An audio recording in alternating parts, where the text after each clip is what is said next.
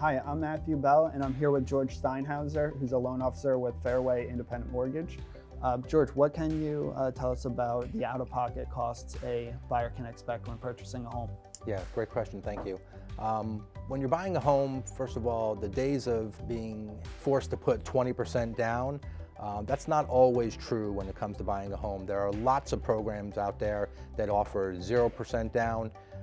Some first-time home buyers can have a program with 3% down. If you have less than excellent credit, you may be better off with a FHA loan and a 3.5% down program. Also expect to pay as part of the closing cost in the state of Pennsylvania. There's a 2% transfer tax associated with all transactions. There's 1% paid by the buyer side and 1% paid by the seller side. So depending on your sale price, not the loan amount, a buyer can expect to pay a 1% transfer tax in the state of Pennsylvania. We also have lender's title insurance and owner's title insurance.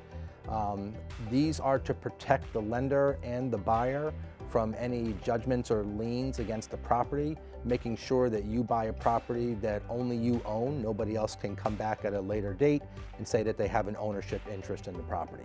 You can also expect to pay a full year of taxes and homeowner's insurance for your property. So it's very important when you're shopping, after you see a home that you think you're interested in and the sale price is in your price range, look at the property taxes because that's going to be a large portion of your closing cost. So George, what kind of fees or costs can a buyer expect to pay before closing? Yeah, absolutely. Before closing, you have an optional home inspection. Most times we do suggest that you get that. It's a great way to learn about the house.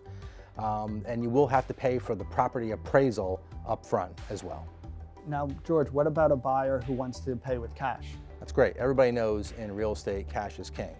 If you have 100% cash, if you're going to buy a transaction cash, that's fine.